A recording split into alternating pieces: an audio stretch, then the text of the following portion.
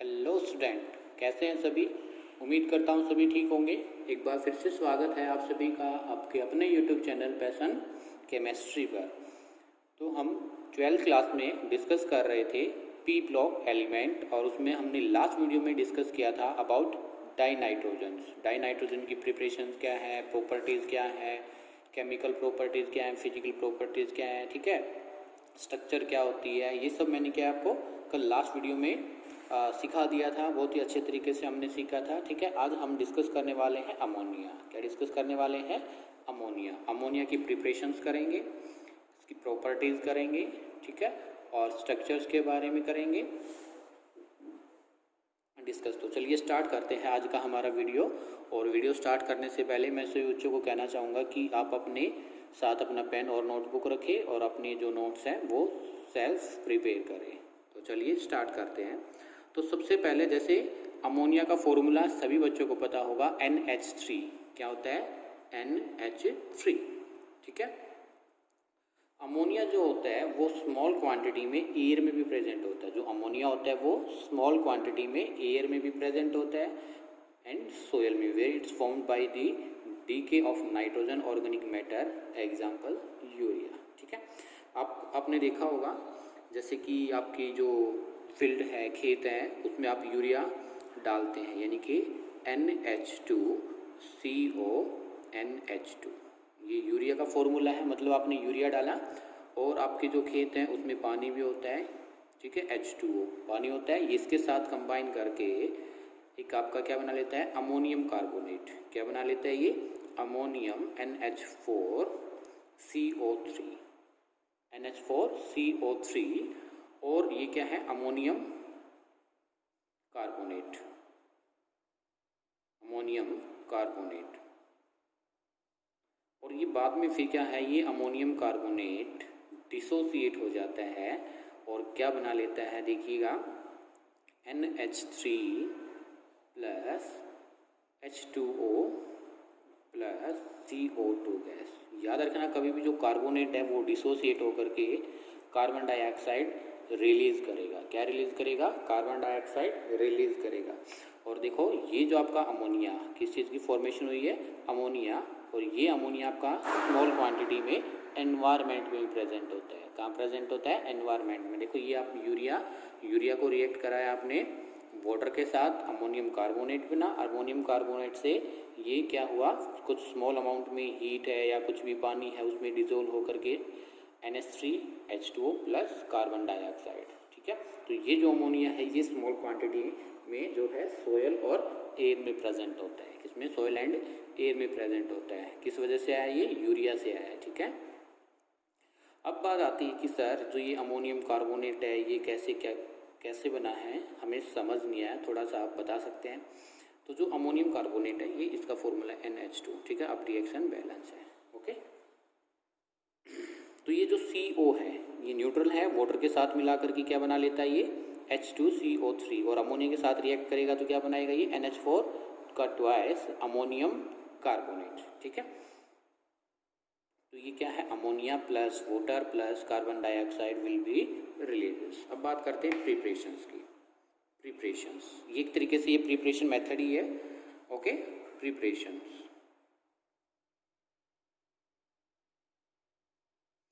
Preparation first, from ammonium salt, from ammonium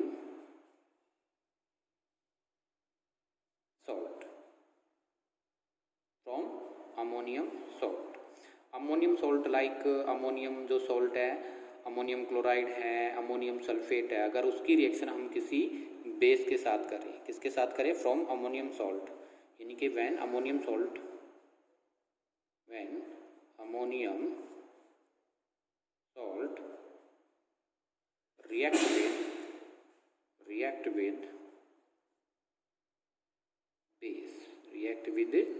base के साथ react करेंगे तो आपका क्या है? Formation of NH3 takes place. Formation of NH3 will takes place. NH3 की क्या हो जाएगी?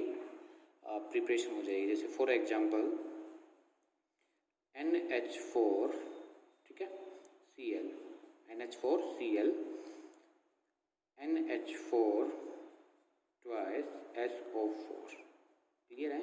इसकी रिएक्शन KOH, इसकी रिएक्शन कैल्शियम हाइड्रोक्साइड, इसके साथ कैल्शियम हाइड्रोक्साइड, तो जो प्रोडक्ट बनेगा वो क्या बनेगा, KCl plus NH3 plus water, इसके साथ क्या बनेगा बोलिएगा, CaSO4 plus 2NH3 plus H2O,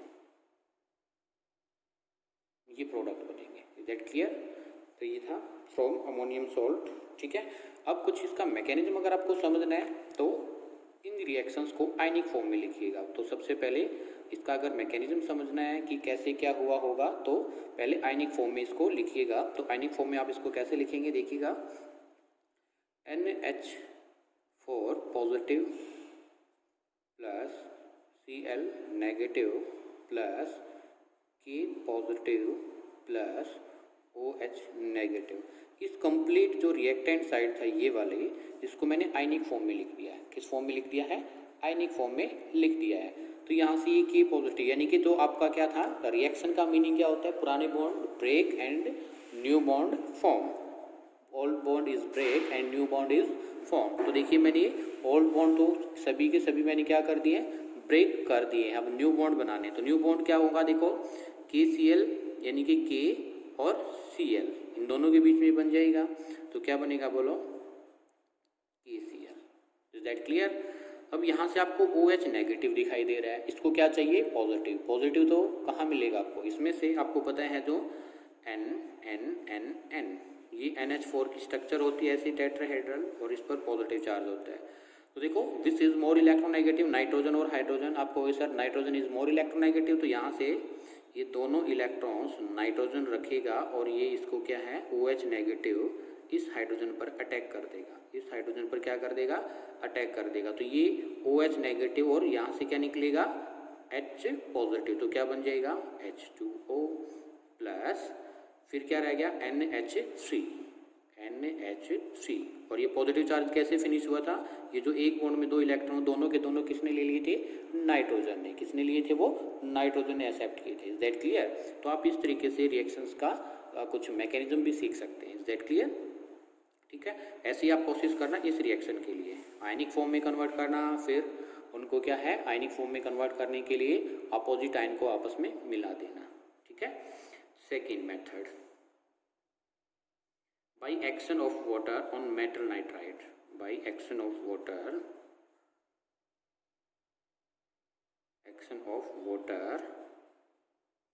on metal nitride, metal nitride का मीनिंग क्या है, मतलब मेटल के साथ नाइट्रोजन का प्रेजेंट, मेटल के साथ नाइट्रोजन का प्रेजेंट। जैसे for example Al, aluminium nitride, formula यही होगा, आपको पता है नाइट्रोजन की वैलेंसी कितनी होती है, -3 और एल्यूमिनियम की +3, इस वजह से क्रॉस मल्टीप्लाई करोगे Aln आपका फॉर्मूला बन जाएगा। Is that clear.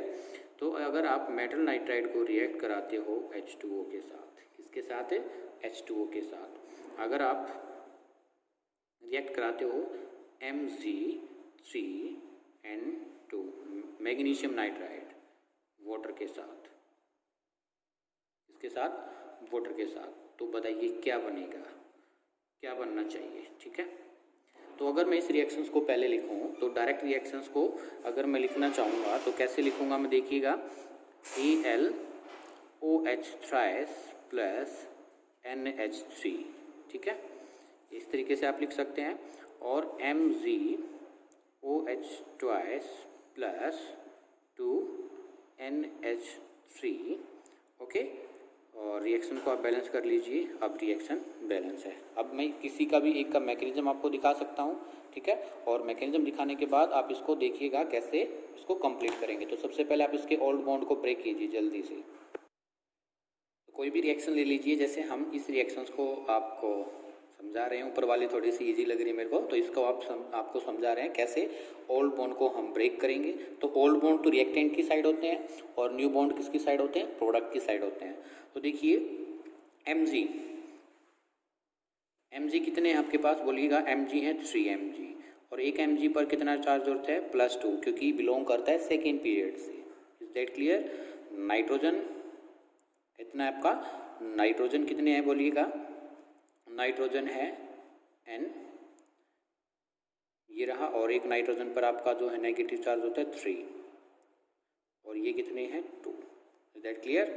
फिर आप वाटर, इसको वाटर को ब्रेक कर लीजिए।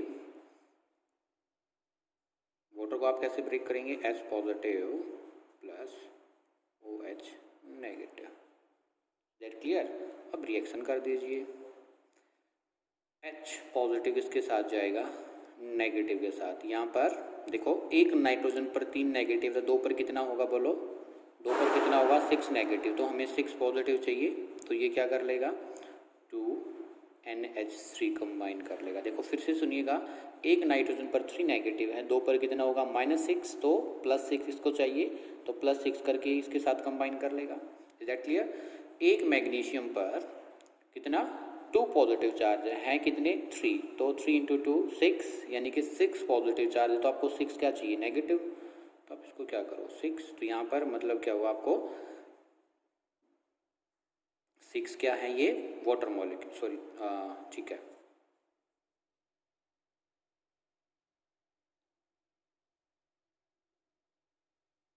एक मिनट बैलेंसिंग नहीं हुई अभी। 3Mg2 पॉजिटिव, 3Mg2 पॉजिटिव और 2NH3, ठीक है, प्लस MgOH ट्वाइस, कितने Mg 3। देखो रिएक्शन आपकी क्या हो जाएगी, 3Mg है 3Mg है, ठीक है, और इसके साथ कितने लगे हुए हैं 6OH, तो देखो 3 तो ये रहे OH और 2 ये मैंने मल्टीप्लिकेशंस की है, तो 3 × 2 कितने हो जाएंगे 6। तो आप इस चीज़ को इस तरीके से लिख सकते हैं, ठीक है, आयनिक फॉर्म में कन्वर्ट करके लिख सकते हैं। तो ये क्या है, इसकी प्रिपरेशंस हुई, preparations by the action of ammonium salt from ammonium salt से, और मेटल के जो नाइट्राइड इनको और किसके साथ वाटर के साथ रिएक्ट करा के आप इसकी प्रिपरेशंस कर सकते हैं। फिर है manufacturing of ammonia bye Haber process, third method by Haber process, बहुत ही इंपॉर्टेंट है, ठीक है, नेमिंग से काफ़ी बार पूछ लिया जाता है ये, by Haber process.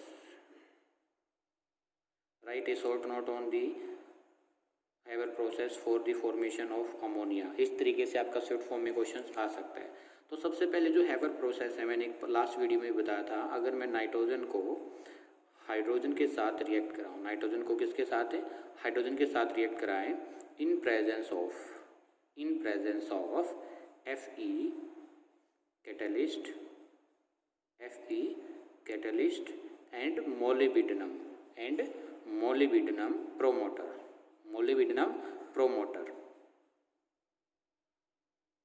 Fe catalyst and MO बनिए molybdenum promoter। तो जो आपका फॉर्मेशन होता है वो होता है 2NH3। रिएक्शन को बैलेंस कर लीजिए 3, अब रिएक्शन बैलेंस है सॉरी, और जो आपकी हीट निकलती है एक्सोथर्मिक रिएक्शन होती है ΔS, यानी चेंज इन एंथैल्पी, वो कितना आएगा -92.4 किलोजूल पर मोल। अप्रोक्स इतनी एनर्जी आपकी रिलीज होती है। अगर आपकी एनर्जी रिलीज होगी तो जो आपकी रिएक्शन है वो कैसी होगी, एक्सोथर्मिक। कैसी होगी, एक्सोथर्मिक। इज दैट क्लियर, कैसी होगी वो, एक्सोथर्मिक रिएक्शन। अब आपसे क्या पूछता है काफ़ी बार, ये जो हैबर प्रोसेस है ये तो हुई when nitrogen react with hydrogen in presence of Fe and MO, then formation of NH3 will be takes place and reaction is the exothermic reaction. फिर आपसे पूछता है what is the condition for manufacturing of ammonia. Haber process में condition क्या होनी चाहिए, लिखिए एक बार कंडीशंस की बात कर लेते हैं हम। जो कंडीशन है फॉर मैन्युफैक्चरिंग ऑफ अमोनिया वो डिसाइड करता है ली चैटलियर प्रिंसिपल। क्या कहता है, ली चैटलियर प्रिंसिपल जो आपका है वो क्या बताता है आपको, ली चैटलियर प्रिंसिपल कहता है कि जैसे अपने जो रिएक्शंस की थी ये N2 plus 3H2 in equilibrium state होता है। ये क्या होता है? इक्विलिब्रियम स्टेट होता है। ये जो रिएक्शंस है हैबर प्रोसेस, ये इक्विलिब्रियम स्टेट पे होती है। Remember that points. तो ये जो इक्विलिब्रियम है, ये कुछ ऐसी कंडीशंस होती हैं जहाँ पर जो कंसंट्रेशन ऑफ रिएक्टेंट है, concentration of R is equal to concentration of a P, concentration of reactant is equal to concentration of a product. ये ली चैटलियर प्रिंसिपल कहता है। और इसके बाद ये इक्विलिब्रियम स्टेट पर होता है। किस स्टेट पर होता है? At equilibrium, at equilibrium. ठीक है, at equilibrium concentration of reactant is equal to concentration of product. अब इसी इक्विलिब्रियम स्टेट को बनाए रखने के लिए ली चैटलियर प्रिंसिपल क्या कहता है वो सुनिएगा। अगर आपकी कंसंट्रेशन प्रोडक्ट की ज़्यादा हो जाए, अगर आपकी कंसंट्रेशन प्रोडक्ट की ज़्यादा हो जाए, मतलब जो इक्विलिब्रियम है ये डिस्टर्ब हो जाएगा। ध्यान से सुनना, मैं क्या कह रहा हूँ। If the concentration of the product, if the concentration of the product is more than reactant, then equilibrium will be disturb. तो अगर इसकी कंसंट्रेशन इंक्रीज हो रही है तो इसकी कंसंट्रेशन हम ऐसा क्या करें कि डिक्रीज हो जाए। ध्यान से सुनने वाली बात है बिल्कुल। तो हम कुछ ऐसा करेंगे कि रिएक्शन अपने आप को कहाँ पर? बैकवर्ड साइड ले जाएगी। कहाँ पर चली जाएगी? बैकवर्ड। और बैकवर्ड जाएगी तो इसकी कंसंट्रेशन डिक्रीज हो जाएगी और एक ऐसा स्टेज आएगी जहाँ पर फिर से इक्विलिब्रियम आ जाएगा। मतलब आपका इक्विलिब्रियम उस डायरेक्शन में शिफ्ट होता है जहाँ पर कंसंट्रेशन क्या होती है? कम। कंसंट्रेशन जहाँ पर कम होगी वहाँ पर इक्विलिब्रियम क्या हो जाएगा? शिफ्ट हो जाएगा। Is that clear? तो देखिए, वैसे तो मैं आपको कंडीशन बता रहा था, अगर आपको कंडीशन ऐसी मिल जाए, लेकिन एक्चुअल में देखो यहाँ पर क्या है? 1 mole of N2 when react with 3 mole of H2 then formation of 2 mole of NH3। Is that clear? यहाँ पर 3 मोल 2 मोल प्रोवाइड करा रहे हैं। ओके, अगर मैं आपको ये बात कहता हूँ कि अगर मैं कंसंट्रेशन नाइट्रोजन की इंक्रीज कर दूं, नाइट्रोजन की कंसंट्रेशन में क्या कर दूं? इंक्रीज कर दूं। ठीक है, तो नाइट्रोजन की कंसंट्रेशन इंक्रीज करने से बताइए रिएक्शन किस तरफ शिफ्ट होगा? देखो यहाँ पर रिएक्टेंट की साइड कंसंट्रेशन ज़्यादा है तो इक्विलिब्रियम, ये ली चैटलियर प्रिंसिपल क्या कहता है? इक्विलिब्रियम वहाँ पर शिफ्ट होगा जहाँ पर क्या हो? कंसंट्रेशन कम हो। तो प्रोडक्ट की साइड कंसंट्रेशन नाइट्रोजन की कम होगी, यानी कि अमोनिया की कम होगी। तो अगर हम इसकी कंसंट्रेशन इंक्रीज करें, चाहे हाइड्रोजन की कंसंट्रेशन इंक्रीज करें, तो आपकी जो रिएक्शन है वो ऑलवेज फॉरवर्ड डायरेक्शन में शिफ्ट हो जाएगी। किस डायरेक्शन में? फॉरवर्ड डायरेक्शन में, to gain the equilibrium conditions, to gain the equilibrium conditions. Is that clear? आपको ये याद रखना है। ओके, अब बात आ जाती है टेम्परेचर की। तो टेम्परेचर ये तो हुआ कंसंट्रेशन चेंज से। टेम्परेचर अगर हम चेंज करते हैं, टेम्परेचर अगर हम चेंज करते हैं तो हमेशा याद रखना आपका इक्विलिब्रियम उस साइड शिफ्ट होगा जहाँ पर क्या हो? Endothermic reaction. क्या हो? एंडोथर्मिक रिएक्शन हो। देखो जैसे मैंने क्या किया था, आपको बताया था कि इसमें जो अप्रोक्स एनर्जी है वो जो डेल एच वो कितनी आती है? 92.4। क्लियर? 92.4 किलो जूल पर मोल, किलो जूल पर मोल। ठीक है, अब ये देखो आपकी जो है रिएक्शन है वो प्रोडक्ट की साइड क्या हो रहा है? एक्सोथर्मिक है। प्रोडक्ट की साइड क्या है? एक्सोथर्मिक है। अगर यहाँ पर एक्सोथर्मिक है और हम टेम्परेचर को इंक्रीज करते जाए, टेम्परेचर को इंक्रीज करते जाए, ठीक है, टेम्परेचर को क्या करते जाए? इंक्रीज करते जाएंगे तो यहाँ पर हीट निकलती रहेगी, निकलती रहेगी। मतलब इसका क्या हुआ कि आपकी जो ये इंक्रीज होती जाएगी और इंक्रीज होता जाएगा तो इक्विलिब्रियम डिस्टर्ब हो जाएगा। देखो अगर आप इसको टेम्परेचर प्रोवाइड करा रहे हो, टेम्परेचर आपने क्या किया? प्रोवाइड कराया, तो यहाँ से और हीट अमाउंट ऑफ एनर्जी क्या होती रहेगी? रिलीज होती रहेगी, रिलीज होती रहेगी। तो चेंज आएगा वो कहाँ आएगा? प्रोडक्ट की साइड। कहाँ आएगा? प्रोडक्ट की साइड। तो यहाँ पर चेंज ज़्यादा आता जाएगा, मतलब चेंज ज़्यादा आएगा तो कंसंट्रेशन क्या हो जाएगी? इंक्रीज हो जाएगी और जो रिएक्शन है वो बैकवर्ड डायरेक्शन में शिफ्ट होने लग जाएगी। ली चैटलियर प्रिंसिपल के अकॉर्डिंग अगर जो आपकी रिएक्शन एक्सोथर्मिक है और हम फिर भी टेम्परेचर इंक्रीज कर रहे हैं, फिर भी टेम्परेचर को क्या कर रहे हैं? इंक्रीज कर रहे हैं। अगर रिएक्शन आपकी एक्सोथर्मिक और फिर भी टेम्परेचर को हम इंक्रीज कर रहे हैं तो जो रिएक्शन है बेटा जी, जो रिएक्शन है वो बैकवर्ड शिफ्ट हो जाएगी, बैकवर्ड, बैकवर्ड शिफ्ट हो जाएगी। लेकिन क्या हमें कुछ ऐसा चाहिए, हमें तो फॉर्मेशन किसकी चाहिए ज़्यादा अमाउंट में, बोलो किसकी चाहिए ज़्यादा अमाउंट में, NH3 अमोनिया की ज़्यादा फॉर्मेशन चाहिए है। तो उसके लिए मेरे को क्या करना पड़ेगा, अगर टेम्परेचर इंक्रीज करने से रिएक्शन बैकवर्ड डायरेक्शन में शिफ्ट हो रही है, लेकिन अगर मैं इसका अपोजिट कर दूं, टेम्परेचर को क्या कर दूं, डिक्रीज कर दूं, तो रिएक्शन कहाँ पर शिफ्ट होगी, reaction shift forward direction, forward direction. क्यों होगा ऐसा, देखिए अगर आप टेम्परेचर को डिक्रीज कर रहे हो, टेम्परेचर को मतलब क्या कर रहे हो, डिक्रीज कर रहे हो टी को, तो ये जो है आपस में ज़्यादा रिएक्ट करेंगे। नाइट्रोजन गैस है, हाइड्रोजन भी गैस है, और टेम्परेचर डिक्रीज करने से इनके जो पार्टिकल हैं वो ज़्यादा कोलाइड करेंगे, ज़्यादा क्या करेंगे, कोलाइड करेंगे, उनमें इंट्रैक्शन ज़्यादा होगा, और जितना ज़्यादा इंट्रैक्शन होगा उतना ही जो है आपका रिएक्शन फॉरवर्ड डायरेक्शन में जाएगा। तो याद रखना आपकी जो फर्स्ट कंडीशन है टेम्परेचर, तो लो टेम्परेचर, देखो मैंने आपको जर्नल पहले बताया ली चैटलियर प्रिंसिपल। ली चैटलियर प्रिंसिपल क्या कहता है कि इक्विलिब्रियम स्टेट बनी रहनी चाहिए। अगर किसी चीज़ की भी कंसंट्रेशन इंक्रीज करेंगे तो रिएक्शन वहाँ पर शिफ्ट हो जाएगा जहाँ पर क्या होगा, आपका कंसंट्रेशन कम होगा, फर्स्ट कंसंट्रेशन। सेकंड टेम्परेचर अगर हम इंक्रीज करेंगे, अगर रिएक्शन आपकी क्या है, एक्सोथर्मिक, ये जो कंडीशन मैंने आपको जो बताई है ये एक्सोथर्मिक के लिए है। एक्सोथर्मिक, एक्सोथर्मिक का मतलब जहाँ पर हीट निकल रही है, और इसका अपोजिट हो जाएगा एंडोथर्मिक के लिए। टेम्परेचर इंक्रीज करेंगे तो रिएक्शन फॉरवर्ड डायरेक्शन में शिफ्ट होगी if reaction is endothermic. Is that clear. Lower temperature, ठीक है, आपके लिए क्या होना चाहिए, हैबर प्रोसेस में लोअर टेम्परेचर होना चाहिए, ठीक है। Since in forward direction reaction is exothermic, since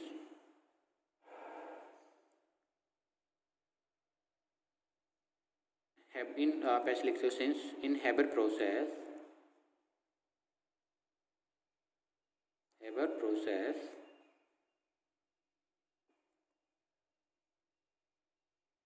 reaction is exothermic, reaction is exothermic, so low temperature will be required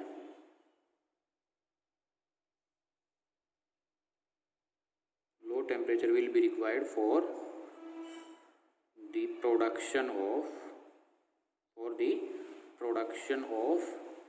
ammonia,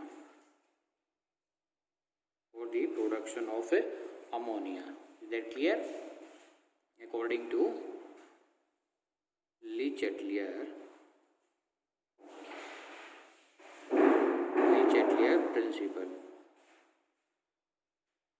according to Le Chatelier principle, ठीक है। ली चैटली प्रिंसिपल के according low temperature will be required. और जो optimum temperature है मैं बता देता हूँ, जो आपको ऑप्टिमम टेम्परेचर होता है, optimum temperature is 700 kelvin. Haber process के लिए 700 केल्विन क्या चाहिए, ऑप्टिमम टेम्परेचर। That clear. फिर बात आती है pressure. High pressure will be required. High pressure,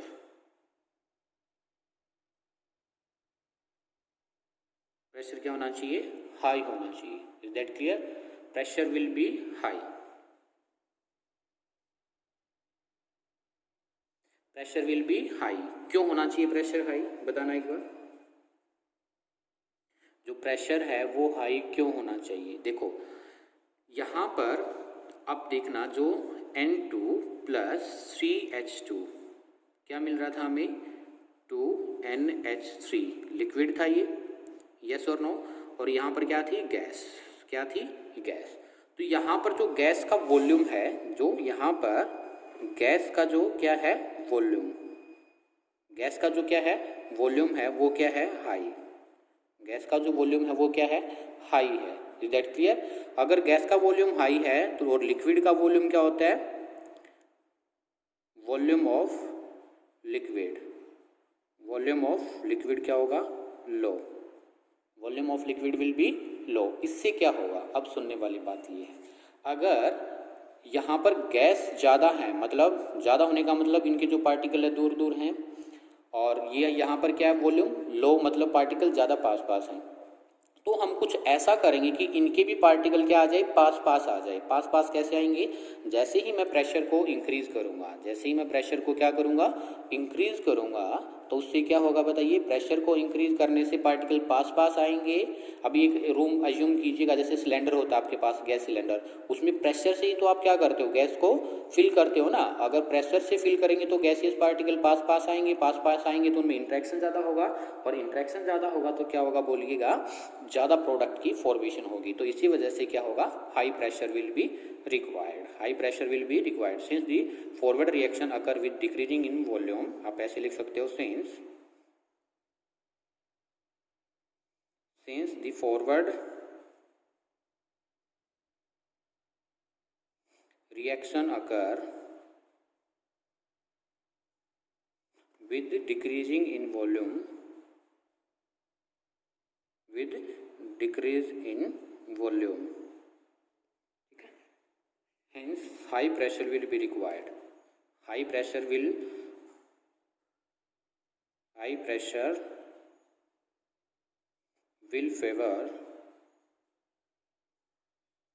favor formation of ammonia,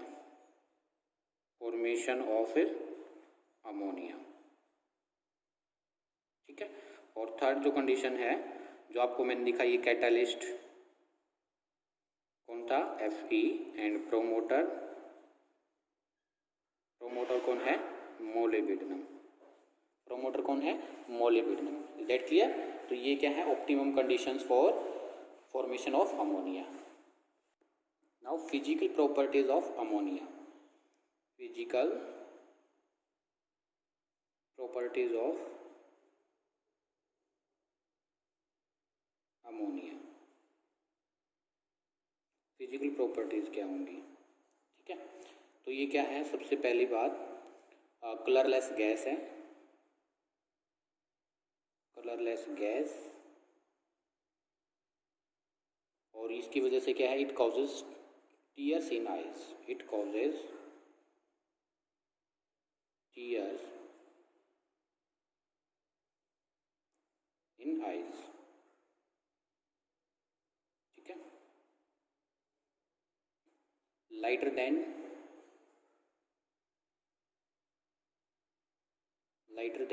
air, third extremely soluble in water, extremely soluble in water,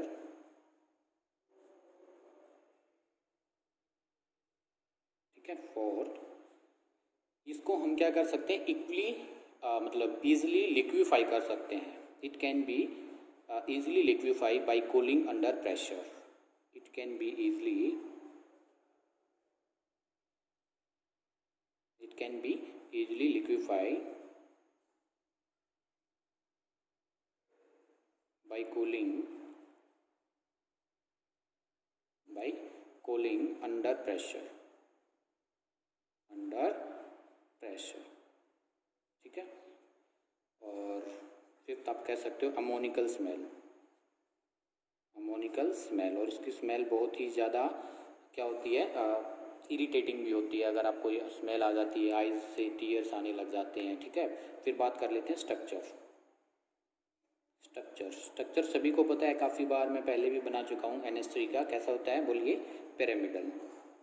इस तरीके से एक तो इसके पास क्या होगा, लोन पेयर, ये हाइड्रोजन एंड हाइड्रोजन, और इसमें जो क्या है बॉन्ड एंगल, जो ये तीन हाइड्रोजन इनके बीच में जो बॉन्ड एंगल है वो कितना होता है, 107 पॉइंट,